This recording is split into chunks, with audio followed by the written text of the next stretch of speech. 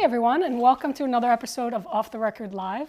I'm Lisa Kanicki. I'm going to be your host for today, and we are coming to you straight from Starstruck Entertainment here on the famed Music Row. And I'm so excited to introduce my guest today, the beautiful and talented JoJo. Welcome. You. Hi, Lisa. How are you? I'm great.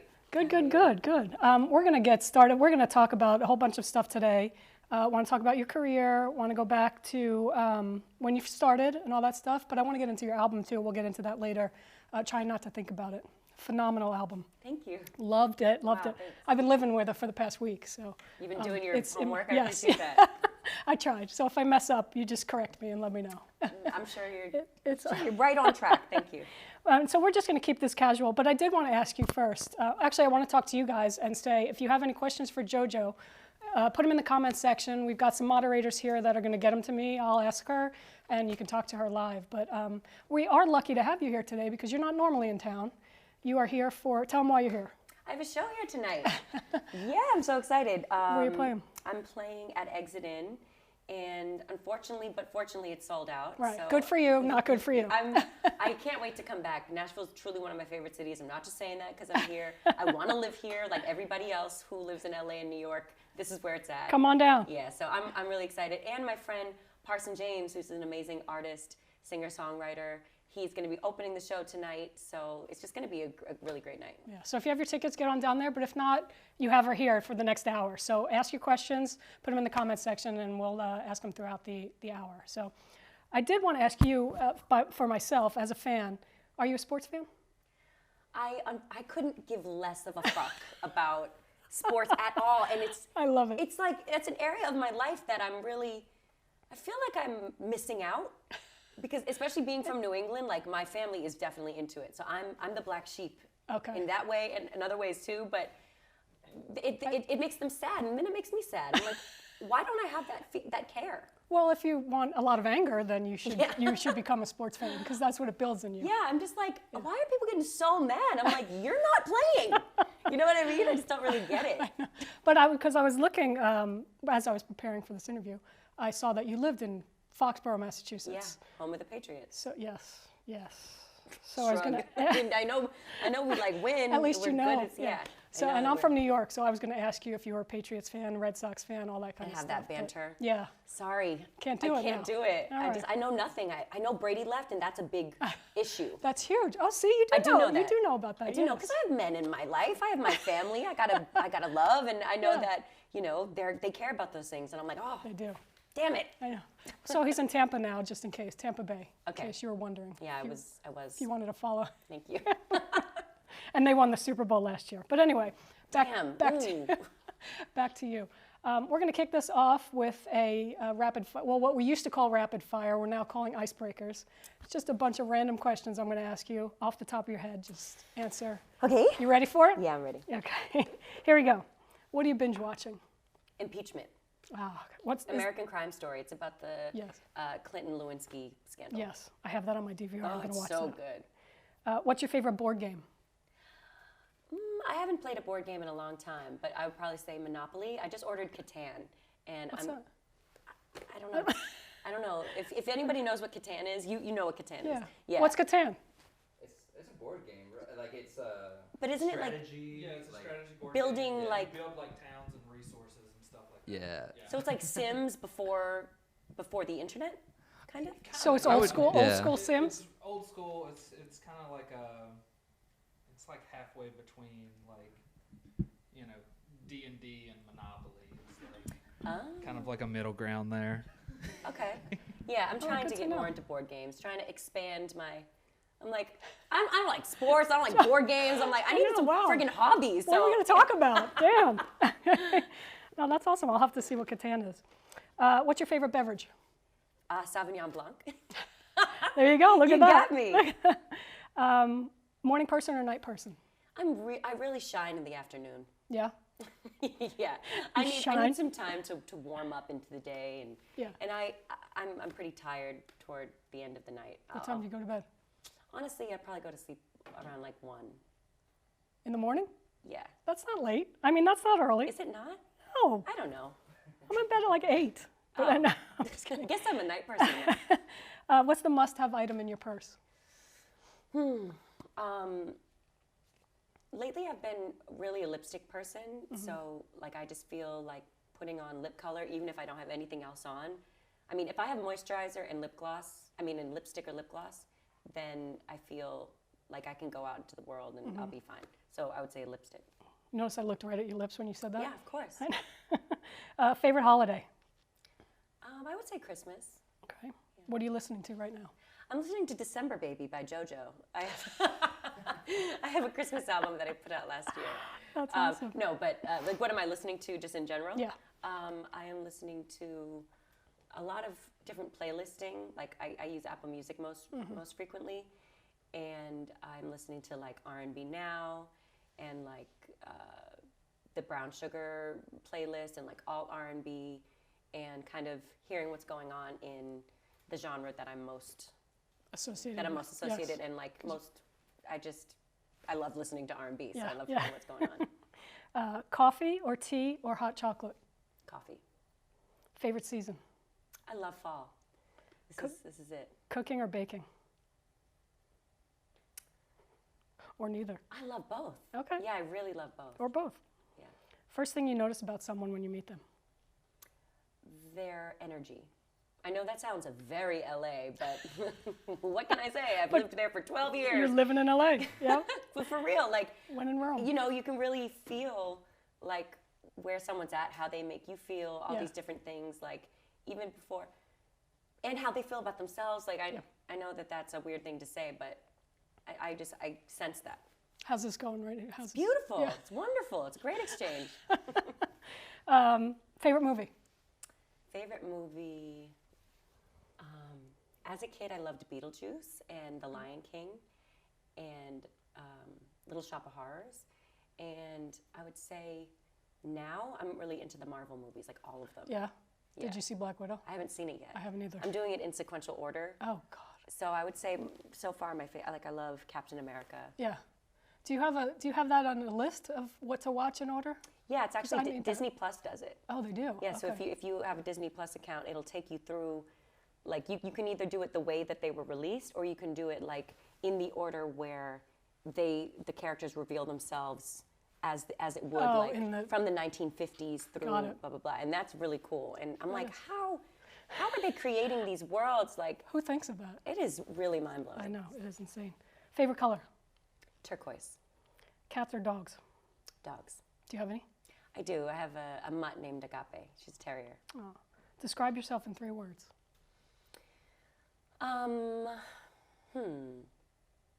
Resilient, loving, and thoughtful. I love that. City or country? City. New York or LA? Oh. You're living in LA and you're talking to a New Yorker, so. I know. I mean, honestly, I was just in New York and I had such a good show there. Mm-hmm. I don't know. I just feel like to live in New York, you have to like have so much money. Yes. So otherwise, it's like really uncomfortable. So I don't really know. I would say, can I say Nashville? Yes. Yeah, there you go. If you could compete in an Olympic sport, what would it be?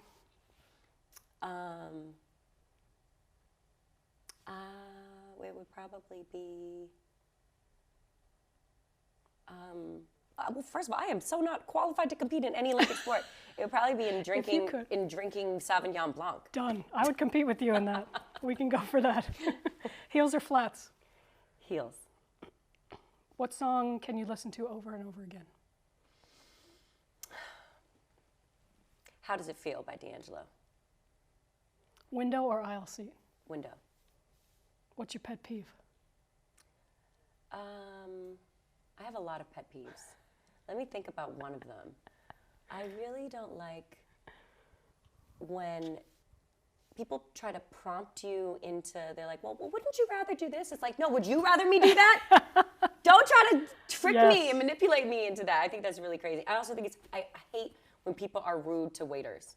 That's a huge pet peeve of mine. Oh my God, yes, I can't stand that. It's embarrassing too. It's embarrassing. It's so unkind. Yep. It's like, it's just, Favorite dessert? I love tiramisu. Wait, no, that's not what I meant. I meant creme brulee. Okay. I do like tiramisu as well. I just like dessert. Who or what inspires you? I am inspired by people who overcome, and there's so many examples of that. Like even when I saw Aretha Franklin's movie that just came out where Jennifer Hudson played her. Respect. Yeah, Yes. I've been such a huge fan of hers for so long, and to see what she overcame in her childhood, Yep. you know, having to detach from her father's grip, you know, in her life and make her own path, the just different things that she went through. So I think about a woman like that, and then also the time that she came up in, and all the adversity that she faced. Really, even I think about Mariah Carey's story of like having such success, and then, you know, going through traumatic relationships yep. and being counted out of the music industry and been like, oh, she's over, blah, blah, blah. And then coming back with the emancipation of Mimi. I'm inspired by people's redemption and resilience. That's awesome. And finally, I'm going to make you answer this. Yankees or Red Sox? Red Sox. Oh, girl. God. What are you talking about? Forget it. This interview's over. I'm taking this shit off. Well, I feel like we know you a little better. What do you think? Yeah, I feel like you guys do. Yeah. We got some viewer questions going on. This is Michael. He's going to ask your questions for What's you. up, guys? This is Gwen, my little sister. Hi, Gwen Can and they Michael. see you? Yeah, we so got a nice. camera Oh my going God. on right now. It's That is wild. so great. We have a lot of questions coming in. Okay, good. Go First, for it. Sparkle Lee wants to know where JoJo is touring next. This is my second to last tour date of this mini tour, so it's only been. Do I talk to this camera? You talk whatever camera. Hey, Sparkle Lee. So I just have two tour dates on this mini tour. So Nashville, LA, and then maybe next year we'll have some more dates for you. We got another one from Luma with a bunch of A's. Wants to know, what is your favorite song to record on the new project? Or what was? Favorite song to record on the new project? That was one of my questions. You guys are are coming good. for her job. You're good. I would say recording Dissolve was really satisfying because me and Tommy Parker wrote the melodies for that song, and D-Mile did the track for it like 4 years ago. And that song stuck in my mind, the melodies and that track stuck in my mind all this time. And then I was like, I really want to revisit it for this project.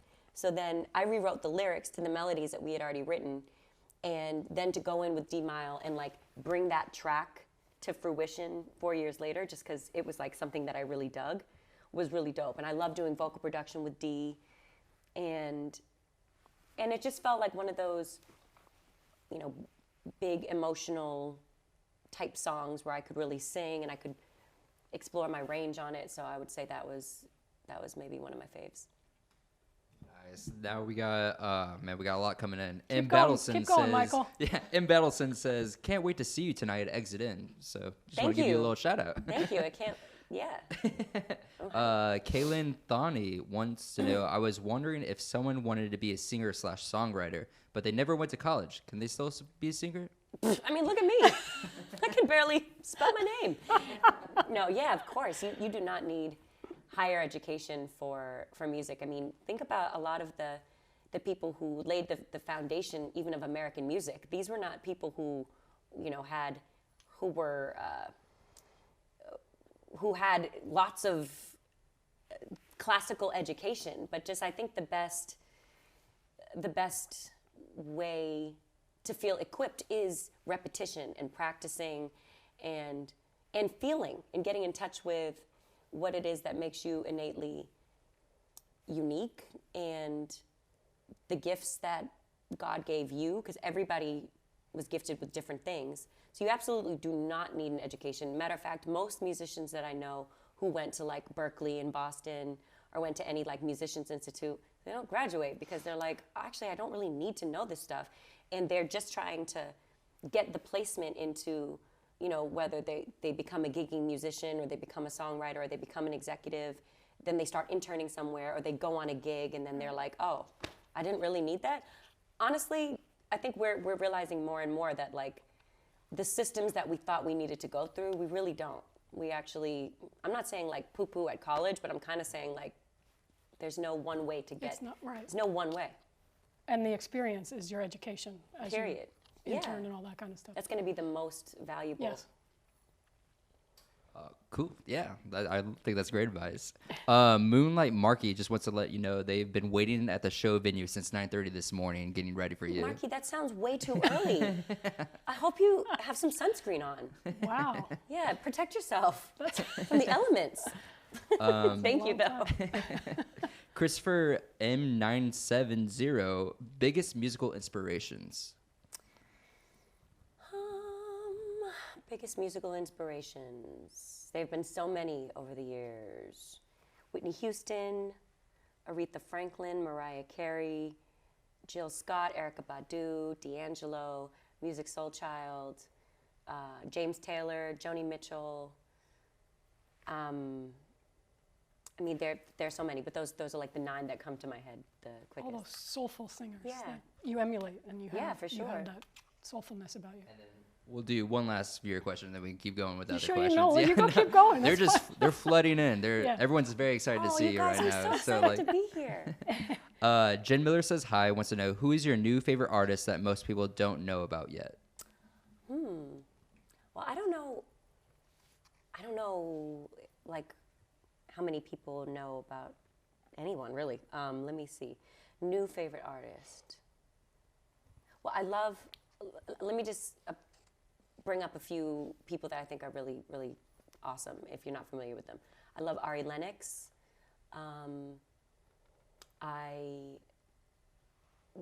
Jacob Collier is not new, but he is doing such exquisite stuff, and he's more in like jazz fusion, but he has crossed over and done, I mean, he's working with SZA and Kehlani, and we have a song together, and he has a song with Daniel Caesar, and Jacob is one of my favorite artists.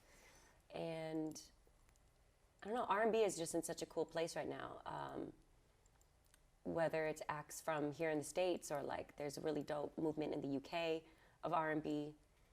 So yeah, I would just say if you don't know who Jacob Collier is, to check him out, and Ari Lennox as well. You good, Michael? You good? Sorry, the fans are... Michael, you're killing it. No, that's awesome. Keep them coming. Keep them coming. We'll We want you guys to get to talk to her, so keep them coming through. But I did want to talk to you about The Masked Singer. You were on the show this past season, season 5, The Black Swan. What made you decide to want to do something like that? I never thought that I would ever say yes to something like that, because I've been asked to do like reality shows and things. It just never really felt like the right thing for me. Yeah. But with COVID and everybody being in lockdown, I was starting to get really antsy. And also my friend Tori Kelly had been on the show the previous season. So once she was unmasked, I hit her and I was like, girl, I was like, how was your experience? And she was like, honestly, it was one of the best things that I have done. Like she enjoyed her time. So that led me to be like, you know what, maybe I'll do it. Maybe I'll just say yes, because I wanted 2020 to be a year of saying yes to things that made me scared. Like obviously using my discernment and not saying yes to things that like are putting me in harm's way. Bad, right. But I wanted to jump out of a plane and say yes to doing a show like this and put myself out there in a way that I hadn't before. And you did jump out of a plane, right? I did. What was that like? It was terrifying. Would you do it again? I probably will. Okay. Black Swan. Why did you decide to be a Black Swan? Or did they tell you what to be? I was the Black Swan because the Phoenix was already taken. Caitlyn Jenner took the Phoenix. Really? And I was one of the last people to sign on actually for the show, I think that season. Oh, so do they have certain ones and you have to pick from them? It's not quite like that, but I think that they develop costumes. Yeah. And then, you know, they'll have like a Rolodex that you can, you know, that they've been saving or whatever. They have different ideas, and then they'll finish it off once they have the person that will embody that. Yep. So I liked the idea of being this rare bird, and I wanted to be. I thought that being like colorful would be cool, but then I really thought how like kind of fashion forward the Black Swan ended up looking with all the crystals and like the beautiful costuming and stuff. I really started to feel like I resonate with this this character. This is cool. And is it as secretive as we all think they show us? Like you don't know, nobody sees you from the minute you step on set to... Exactly. It is just as secretive, if not more secretive than you think it is. And you don't know the other people that I have no idea. And you couldn't tell by their voices either? No, I really couldn't. I didn't know who anyone was. I ran into Omarion at a friend's birthday party. He was on the season too. And he was like, I knew it was you. I'm like, how? Like, I couldn't hear anything. Yeah. They just kept us so separate. So I guess maybe he has supersonic hearing that I don't have. Well, none of the one judge got, Nicole got you. I think they all knew. And Nicole's my friend, so. I was going to say, she knows you, so Yeah. she knew your voice. Yeah. So what did you get out of doing that show? What did you take from it? I took, being afraid and doing it anyway. I think that's a good lesson, and just how to nurture myself through that. And also finding the joy in like covering other artists' songs and kind of interpreting them in my own way, which is what I've done since I was a little girl. And it's nice to reconnect with that, because as much as I love being an artist and writing music, sometimes it's nice to sing a song that I wouldn't otherwise get the chance to sing because it's another artist. So it was just a cool opportunity. Yeah. So is that something you're going to continue into 2021 and 2022, doing things that make you uncomfortable? Yes. Okay. Yeah. What's next? What's next? I mean, I'm already just kind of shifting my perspective about things. Like I've always been very guarded and very private, and I love being private, but I'm also nurturing other areas of my life, because I've always put work before everything. Like I've always been so career focused. But I want to focus, I want to like nurture other areas. Like I love cooking and baking. I love being, I want to explore more business opportunities, but I also want to explore like family and thinking about creating my own family one day and learning how to be in partnership with someone. And like, those are important things. Like, so. And maybe sports? Yeah, maybe, maybe sports. I think it's coming. I can see it. I can see it. So I did want to go back to the beginning, to the early part of your career, and just talk about how you got started in music, that passion, where did it come from, and all that good stuff. Both my parents sang, and my dad was more like a Blues Brothers type figure, like Jim Belushi's, I don't know, John or Jim.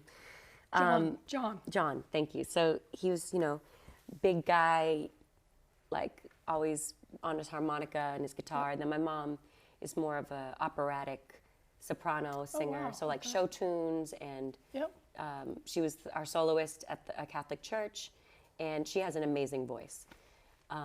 And so both of them sang and were musical, and they fell in love listening to music. So I was just a product of that. I was always surrounded by music. And neither of them like pursued it as a career, but I was just so passionate about singing for anyone who would listen. So was it always it was always music? You knew from a young age that you were going to get into.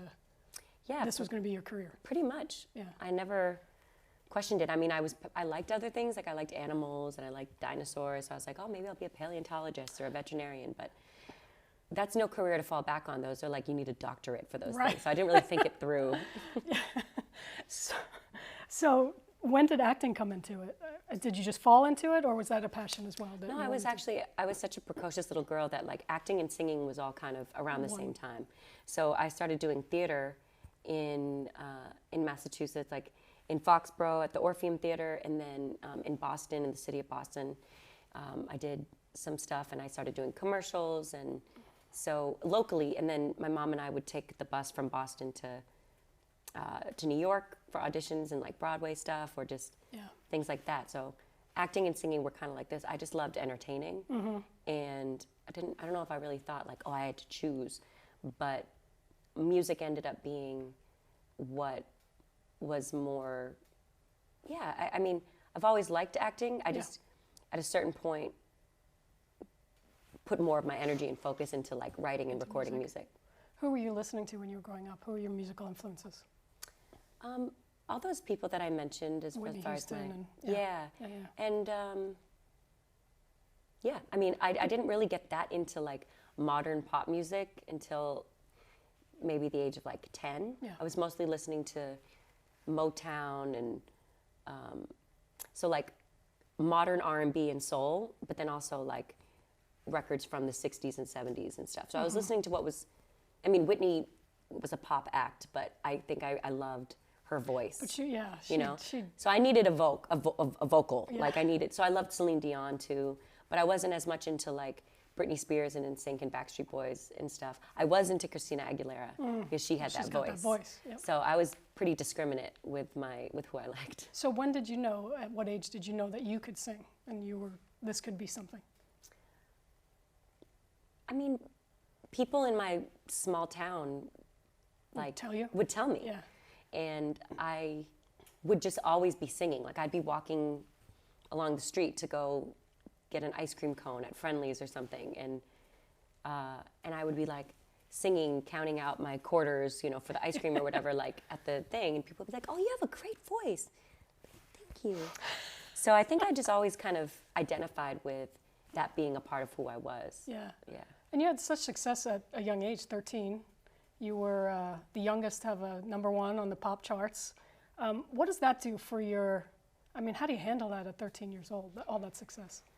I handled it as well as a a 13-year-old could, and also like not coming from a family who has any experience in that. I think that, I'm certainly not the only person who has ever come from, a humble beginning and had no idea what they were getting into. Right. But I do think that a lot of kids who are like teen stars and stuff, a lot of them do come from families who, had money, or they had an experience in business or one of these things. We really had no idea what was going on. You're going in blind. Yeah. So I think that like it was a dream come true for me, because I was like, well, shit, I've been singing already since I was 5 years old, so it's about time Right. So when I recorded my album at 12, I was like, this is right on track. And 13, I couldn't believe that song was successful, because I didn't really understand. It was so pop to me, and I felt like I was more of a soul singer. That wasn't your, Yeah. Right. So I was like, oh my God, I can't believe I'm having all this success. This is crazy. And then now in retrospect, as I'm an adult, I'm able to see that having that success at that early age really sends you the wrong signal of where to place your value, and that you are innately what you produce, and that your chart positioning is linked to your self-worth and all those things that it's taken me a long time to realize that I was internalizing. And that you're better than what the numbers say and all that kind of stuff. That you're not defined by that. Yeah. Like your self-worth. I've been on such a roller coaster of self-worth, and I've taken myself off of that by trying to like sew into other areas, so then I'm not like living and dying by results. One certain lane. Or one lane, yeah. So do you think that song, because that song was so successful, do you think that shaped your trajectory of where your music was going to go? It did, yeah, because so Leave Get Out was chosen for me as a single. I didn't understand it. I was like, oh my God, this is going to be so bad. Like I didn't write it. I didn't understand it. But then for my second album, when I was 14, and I was like putting those songs together and like A&Ring it pretty much with my executive producer, a song called Too Little Too Late came along. And as soon as I heard that, I knew. So from the success of Leave Get Out, I was able to have more discernment and understand the expectation, and also songs I did enjoy singing. Like I love Too Little Too Late. I love Leave now. Yeah. I just had a different relationship to it. You just didn't understand it back then. I didn't. I had never been kissed. I had never told anybody to get out of my life. Yeah. But now, for my second album, I had a boyfriend, I had kissed, and I was like, I understood what that was about a little bit more, even though I was still a cherub. Yeah. Michael, we got any questions out there from? Oh, yeah. Okay. I know you said they were rolling in, so I want to give them a chance. Yeah, we got a bunch of questions coming in. Oh, thank you guys. So, Kaylin Anthony wants to know favorite high school memory. Throw it back to the good old high school times. Oh. Does anyone have a favorite high school memory? Yeah. Guys, I was homeschooled. Oh, there you go. So my favorite high school memory was probably like getting my friggin' diploma, like so I could be over with it, because I was like, I'm really glad that my mom made me finish, because Yeah. And I did graduate with a 4.0, and I was able to get into the colleges that I wanted to get into. I didn't go, but I'm grateful that she made me focus on that, because I was like, look at me, successful. I don't need to do this. So I'm grateful, because I think it's important to get a high school degree. For me, it was. So I would say getting to like travel to places that I was learning about in my history books with my tutor. Like we were in Japan, and we would like get to go to play. It was amazing. Best education to do it like that. I was lucky. But I did want to ask, sorry to jump in, but how does a parent deal with something like that? Like a 13-year-old having that success, having a #1 single, everybody loving you, feeding your ego. Were you like, forget it, I'm not listening to my parents? I mean, I'm sure some kids are. Were you that way? How do parents, how are they able to parent you when you've had the success and people are telling you how great you are? I can only imagine how hard it was for my mom. I'm sure. You know, because we forget, especially as children, that our parents were people before they were our parents. Right. So they have their own hang-ups and their own traumas and their own unresolved things and their own beliefs and all these different things. So I think my mom, just really tried to keep me as humble as possible. And I'm going like this because I was getting a big head. Mm-hmm.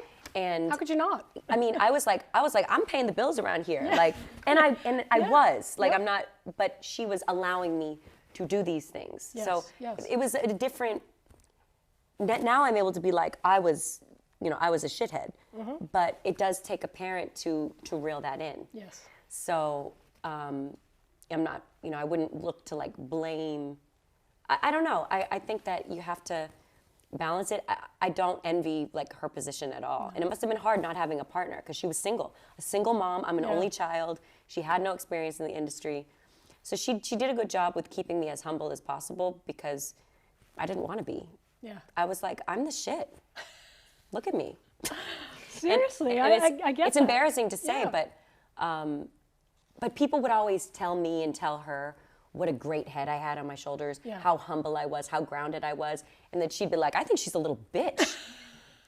So that was a little confusing. But it's good. The best part, like, you can be an ass to your parents, and I was only an ass to my mom. Like, right. I was kind to everyone else. But if you're kind to people outside, I think that's a great parenting job. Yeah, she did a good job. I think parents just have to accept that brunt of kids being kids. Psh, man, I don't know. I'm gonna be a pretty tough parent, I think.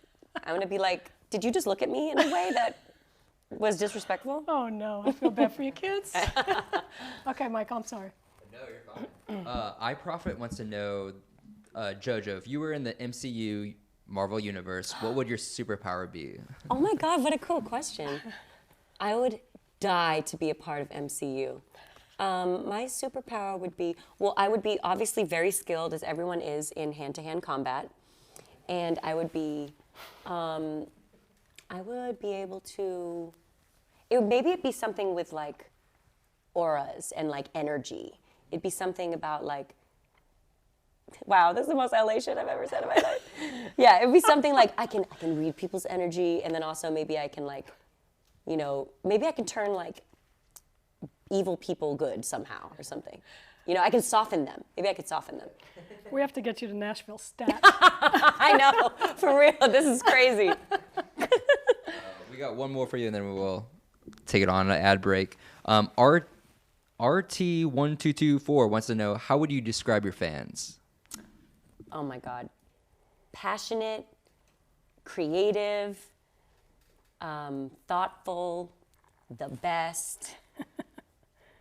And what's the, like, they do such a great job of spreading the word. They are like, they're my greatest asset. They're my greatest source of like strength and encouragement, and yeah, they're my backbone. Before we take a break, can I just go one more? I want to fast forward 17 years to now. 2020 kind of kicked off. You won a Grammy for Say So. It was lit. 2020 was so lit. Tell me about that moment. Say So with PJ Morton? Yes. Tell me about that moment. What did that feel like? It felt so crazy because we were nominated for R&B Song of the Year. Yes. And for our song Say So. And it was my first time ever at the Grammys because I promised myself when I was 13 that I wasn't going to go until I was nominated, because I was like, there's no point of me being here unless I'm not just nominated, but unless I'm presenting. I was like, I don't like to be places that I don't need to be. Right. Otherwise, just I'm like, just to show. Yeah. Like, I just wasn't raised that way, really. Yeah. So, so when there was a purpose for me to be there, I went. We walked the red carpet. I just felt so grateful. I was like, there's no one that's more excited and more grateful to be here than me. I knew we weren't going to win, because everybody that we were nominated against, I knew in my heart that we weren't going to win. So after I did the red carpet, I went in the car and I went home. No, and I'm getting not. blown up. PJ's calling me, everyone's calling me, and he's like, we won! And I'm like, oh my God. No way, no way. And that taught me a valuable lesson too. Don't count yourself out. Yeah. I had been counting myself out for years because I was so used to being overlooked or to not being, to being counted out, that I started to do that before other people did it. You know what I'm saying? Yeah. I was, because it's less painful sometimes to disinclude yourself. So. Right, it makes it if you don't win, it makes mechanism. it easier. Yeah. Yes. So I was like, it really changed my life and changed my perspective. And PJ is one of my closest friends in the music industry, and I love that song, and I'm so glad that we got to do that together. It was so cool. Well, that's awesome. Yeah. Congrats. Thank you so much. Yeah, the rest of the year was different. Yeah. Yeah, we'll talk about that when we come back. We're going to take a break. Stay tuned. We'll be back with JoJo.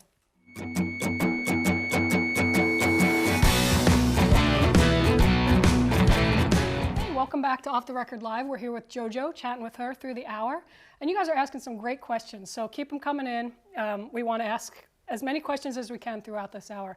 And if you like what you're seeing, hit the subscribe button there and subscribe to our channel. And we'll have more artists like JoJo coming to our channel, and we'll do a bunch more live streams, so stay tuned.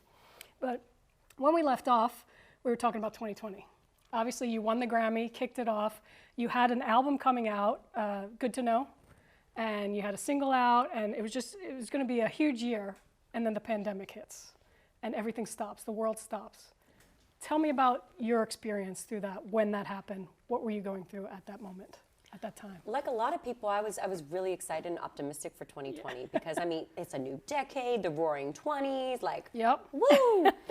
And just feeling like, I know a lot of people that I'm friends with or that I know were like, oh, 2020 is going to be my year. And I was like, yeah, I'm claiming that too. I got the vision board.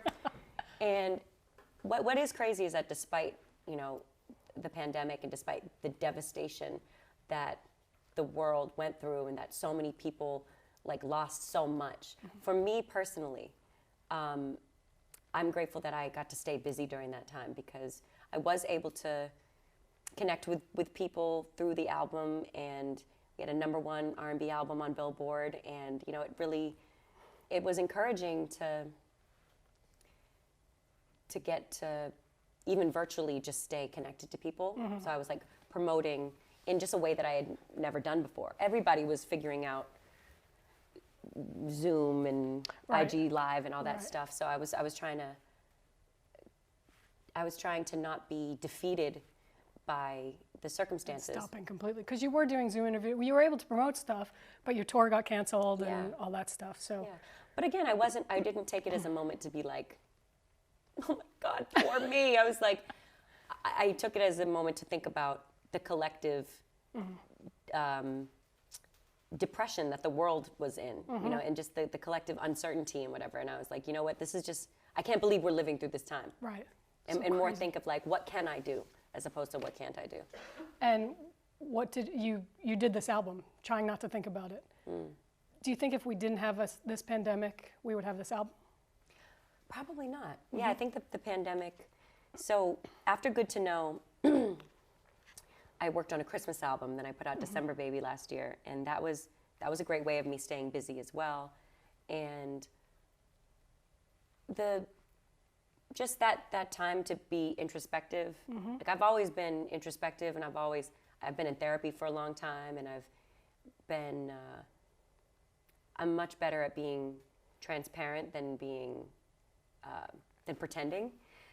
So that's not something that I've like struggled with, but I think that this level of introspection with like having not being able to go out and be social and like go drinking or go eating or go flying around, and like that busyness was something that I really probably kept me from going into a really dark place that I can tend to go into. So at the end of last year, I really fell into a depression when I had been involved with somebody in my life for on and off for a really long time. We were like best friends. He was, a huge, important part of my life, and then we stopped being that way with each other, and kind of made that decision. And that was, I just totally felt like I don't even know who I am anymore. And so, through feeling, questioning everything about myself, like, am I intrinsically bad? Will I ever feel love again? Am I, like, even asking myself, am I unlovable? Like, am I even worthy of making music anymore? Am I a good songwriter? Like, questioning everything about myself. Do you really think that about yourself? I have, yeah. Really? I've really, really beat up on myself.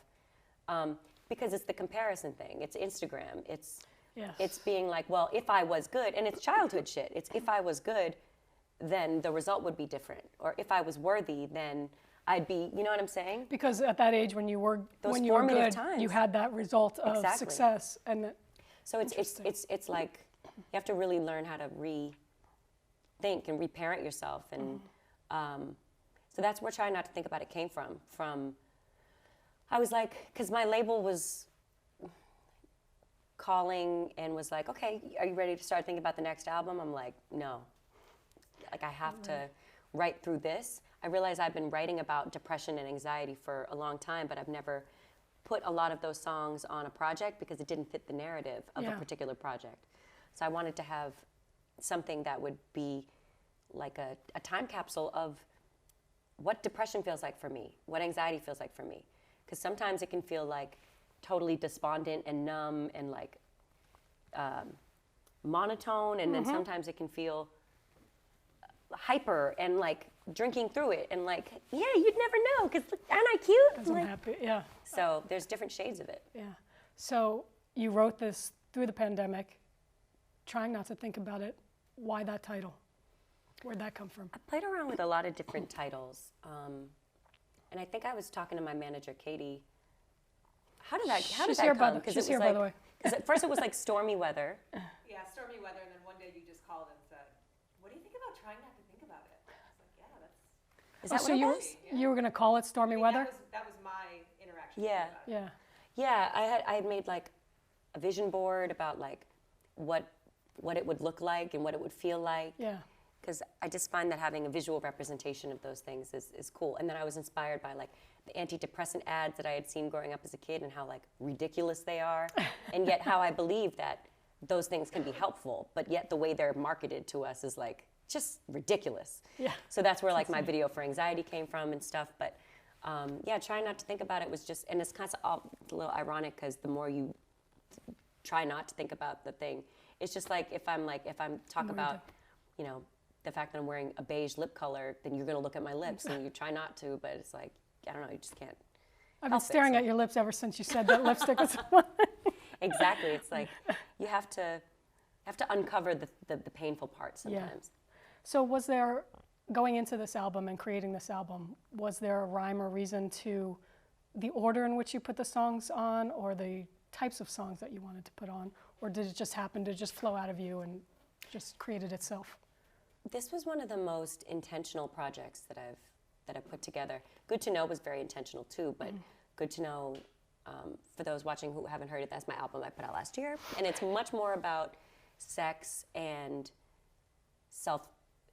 sex and redemption and self-realization. Self-realization, exactly. So more like, and then this was like kind of about.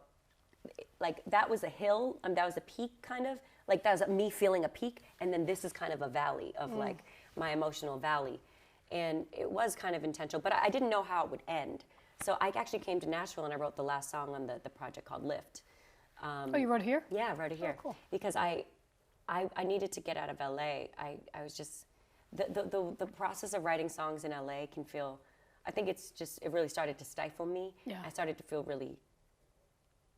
really judge myself and just started to feel just self-conscious, really. Yeah. Just very self-conscious. I wanted a change of scenery, and I felt like I felt like Nashville might be a good place for me to cut my teeth more as a songwriter and to work with some people who have a different process than it is in LA.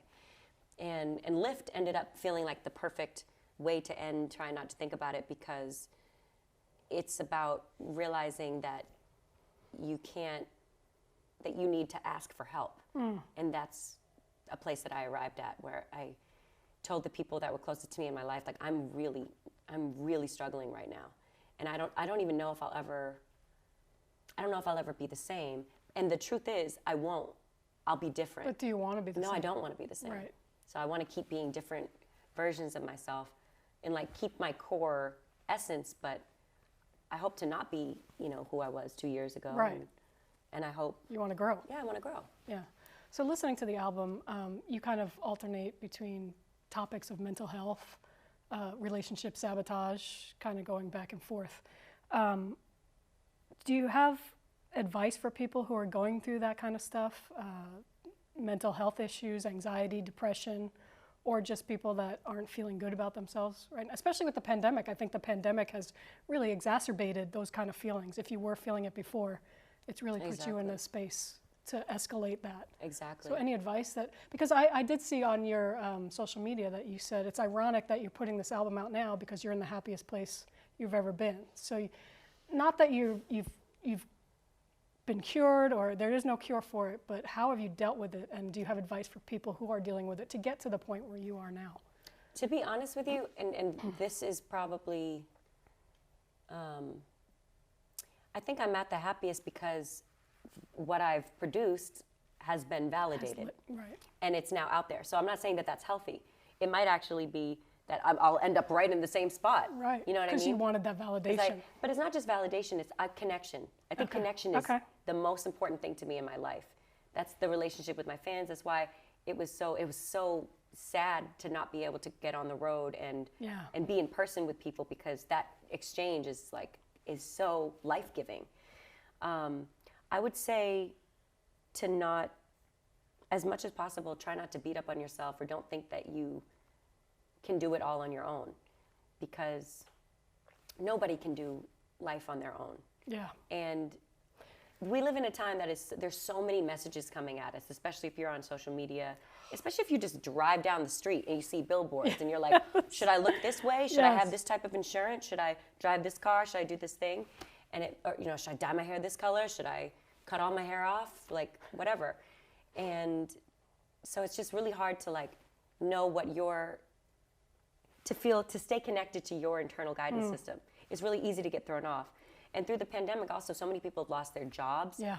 And our jobs, for a lot of us, myself included, give us our sense of identity and purpose and all those different things. So not having that, I know a lot of people personally who hadn't worked in a long time, and that just was devastating to them. So just know that you're not alone. Yeah.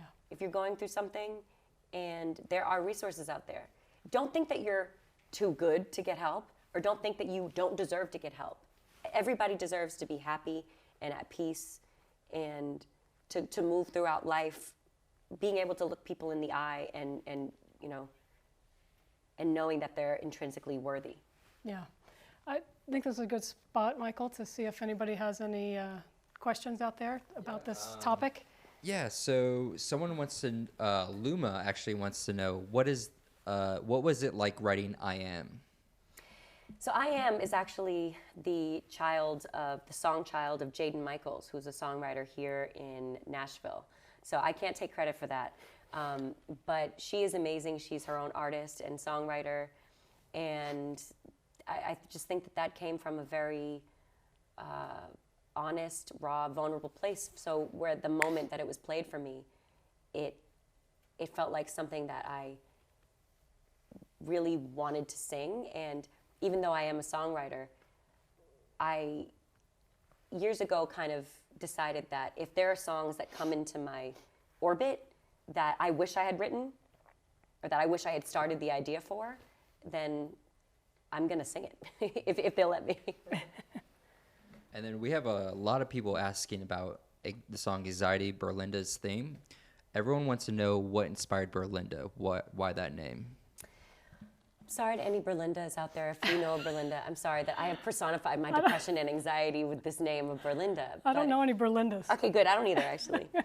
I think I know a Belinda, but this is Berlinda. Berlinda. Because it's just, I don't know.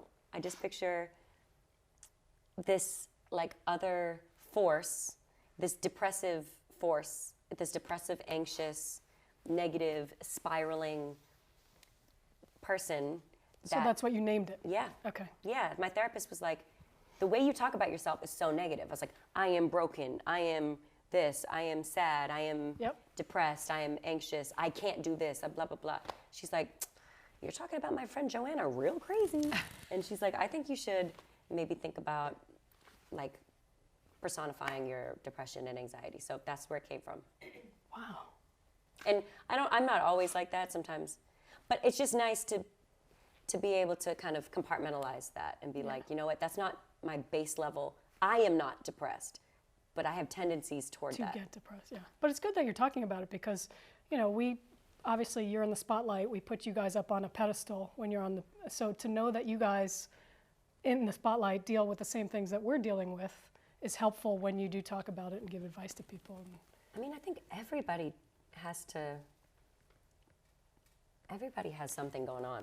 Yeah, oh, absolutely. And we know you in the spotlight and celebrities are people too, but like in our minds, we put you guys up here. I think it's our fault too, but it's also social media. It's the highlight reel of that, but it's also the glamorization of celebrity. Mm-hmm. Like you're never gonna see, you just don't often see celebrities without their hair done, without makeup on, without an outfit, without all this curation of glamour and expectation.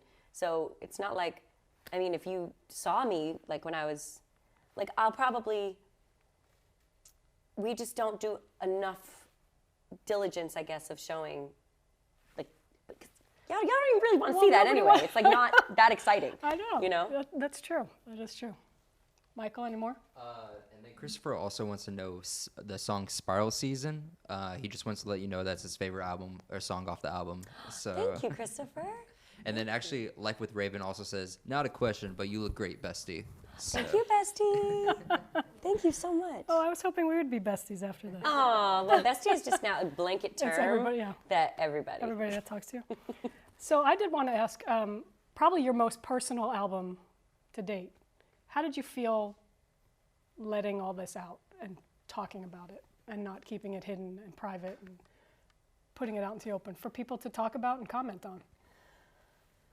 It actually felt like a real like exhale, to be able to write about it and know that, because even through the writing process, I realized how unalone I was in feeling that way. So my co-writers, the producers, like when I would bring up these topics in the room, they'd be like, oh my God, so glad you said that, because wow, I felt that way, or I'm feeling this right now, or you know, whoever is going through that.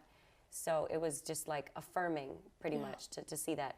But Katie could confirm. I mean, I was absolutely terrified putting out this project because it was so much my baby. Of you, yes. Yeah, and not like so much like, oh, I'm giving so much of myself, or like, this is so personal. Like, I hate when artists are like, it's my most personal album. I don't know why that just gives me the heebie-jeebies. Like, that's one of my pet peeves. Like, I just got so personal.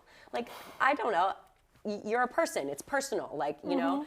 So it just, that's weird to me. But I felt self-conscious about it because I was like, this is my sword. Like, I'm going to fall on this, meaning like, you know, the label was kind of like, I guess if you want to do this, you can. Like, you know, I really kind of, there wasn't a big budget behind it. There was no like big masterminding, like, you know, the industry puppeteering, none of that stuff. And not that there wasn't good to know, but it was kind of me stepping out and being like, this is what I see for myself. Like, it's important that I connect on these messages because I want to have these conversations, because I like talking about mental health and I like talking about sex. So that's why I had an album about it. So like, you know, and that's what I want. Let's talk about sex, shall we? It is, I mean, this album, listening to it, it is, although it is about these heavy topics, mental illness, self-sabotage, it's very comforting.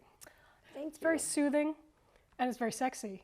But it's something that you can just sit down, listen to, you know, you're on a back porch with a fire, have a glass of wine and just love that visual. That's what I felt when I was listening to this. That makes me so happy. Good. You know, I like to think of myself as soothing and sexy. Well, you heard it here first. I should have folks. described myself as Those are soothing 3 and words. sexy. Yeah. No, Soothing, but- sexy, and comforting. Like, obviously, depression, there's nothing sexy about it.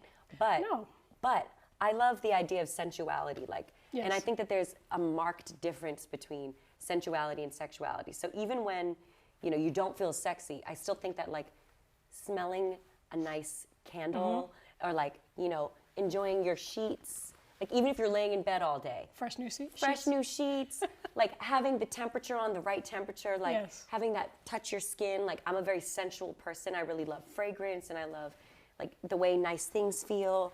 And that might sound silly, but even amid a depressive, you know, season, you can still find ways to comfort yourself Yeah. by engaging your senses or showing your self-respect by, you know, brushing your hair, brushing your teeth, taking a shower, using body wash that you like. Simple things that, you know, aren't that glamorous, but, like, they help. Make you feel good. Yeah. Yeah. So before we wrap up here, I just wanted to ask go through a couple of songs. You went through Anxiety, Belinda's theme, but what about BID? Can you just give us a story behind the song, what that's about, and how that came about? I recorded that in Nashville too. Oh, So I was look at here. that. I was here writing, and this producer that I work with, Diesel, we had been FaceTiming and sent me this song that they had. So it's funny that that's the one that you're asking about. That's the only one that I didn't write on this project. So that's okay. This is American Songwriter, but All right, let's move on. No, BID was a song that I was like, I love it. And again, and it's not just because, like, I've transcended my ego, because I fucking haven't. But I'm just saying, if I like a song and I want to sing it, then I will. gonna sing it. But I want 90% of everything else to be written by me. And it is. Yes. It is. Feel All Right. Feel All Right is Which something, you did right. Yeah, it's something that I did with my friend Rob Grimaldi, who recently, like, had amazing success producing Butter for BTS, and that was a song that another artist had cut to the track already. But I loved the track and I loved the melody of the hook. So then we reworked everything. With a different concept in the verses and the pre's, a different melody. I went into the booth and just freestyled. And then me and Elijah Blake, who's a good friend of mine, I've known for a long time, we, you know, kind of rewrote it in like a few minutes in the studio. That's awesome. Yeah. And Worst, I assume? Worst, I Assume is based on me recognizing my tendency to, like, brace for the worst, especially in a relationship, because I've been cheated on. Like, my first relationship, I, like, found nude photos in my boyfriend's phone, and then that would just set me on a tailspin of, like, everybody's gonna do this to me, so I might as well, like, buck up and, like, brace. So then I've cheated, you know, I've just, like, there's been a lot of turmoil in relationships that I've walked into and that I've brought on myself, and, like, just. So in this latest relationship, I found myself putting the past on the present, and or catastrophizing the future and putting it on the present. And I was like, why am I doing this? So I was talking about it with my friend Tiara, and we wrote Worst, I Assume together, and she was like, I do that too. And we were just kind of like, it was kind of a therapy session. Yeah, it's relatable because I kind of feel like we all do that. It's a defense mechanism. Because of We're the trying to protect experiences, ourselves. the previous experiences that we've had, we bring them into each relationship that we have. Yeah, and it's not fair to a new person. Right. And we like should come with a clean slate, but no one is a clean But slate. doesn't that new person also bring their crap into it too? They do, So- but some people are really healed. I know. Some people are really well. Not me. Me neither. So that's why I'm working on myself. Yeah, me too. I'm with you. I'm with you. And I think one that everybody loves, I saw a lot of comments of people mentioning this song, Spiral Season. I love that people love that. It's a great song. Actually, we started up a poll on the chat, and that won the favorite song out of all the songs. So. There you go. I'm so happy to hear that, because I want to know what people love most. So tweet me, Twitch me, Instagram, IG me, Facebook, stream all that me, great all the social things. media stuff. Tell me what songs you like best. So I love that Spiral Season is that. And honestly, like, me and Katie, my manager, were going back and forth because Spiral Season is the poppiest song on the record. And I was like, does it take people out of the moment of the project, or is it like a refreshment kind of? And I decided that it was kind of a refreshment because I like a good bop, but I was like, does this seem, I was like, this is a part of my experience. It's not just that I'm constantly lackadaisical when I'm depressed. I can put on a face and I can be like, I see Sauvignon, I'm having one of those nights where I'm trying to get out of my head and I can't chill, so I'm trying to do whatever I can to chill. And that's, so I was just like, you know what, let me not overthink this. I love this song, and it's so great to hear that people like it. You did rework it because it was, I did. There were some sounds that You're right. So That's Katie, everybody. That's Katie Gallagher, ladies and gentlemen. No, so Rob produced it one way. He had a very pop production on it first, and then I worked with him over a couple of days, put on my little co-producer bag. No, but low key, and we got it to a place where it felt much better for the project and for me, and had that low end coming in, hitting harder, taking out some of the the big woo, like the little pop swells and stuff that I'm like, I don't like that. So. That's awesome. Well, I have so many more questions for you. I could talk to you for another couple hours. This has been such a great conversation. Thank you so so much. much. Absolutely. But I did one last question. What's the message you want your fans to take from this album? Trying not to think about it. If you're feeling low, don't be hard on yourself. That's the last thing that I say on the project, period, on the song Lift. And know that you are worthy of feeling good. You're worthy of love, respect, boundaries, of peace, and that sometimes you have to go through hard things to realize that, and it might not come easily, but there are resources, and everybody's brain is different, everybody's body is different, and you just got to learn how to work with what it is that you were given, and find what where that sweet spot is for you. So I would just encourage you to find that, because you deserve it. Do it. Thank you so much for being here. That was awesome. Thank great you so chatting much. with you. And good luck tonight. Thank you. Cheers. Here's to a great show. Look me in the eye. She tried to play me last time. I did. I messed up. I'm doing it now. Okay. Look, in the eye. Creepy. A little bit, isn't it? Thank you so much. And thank you guys for tuning in. We appreciate it.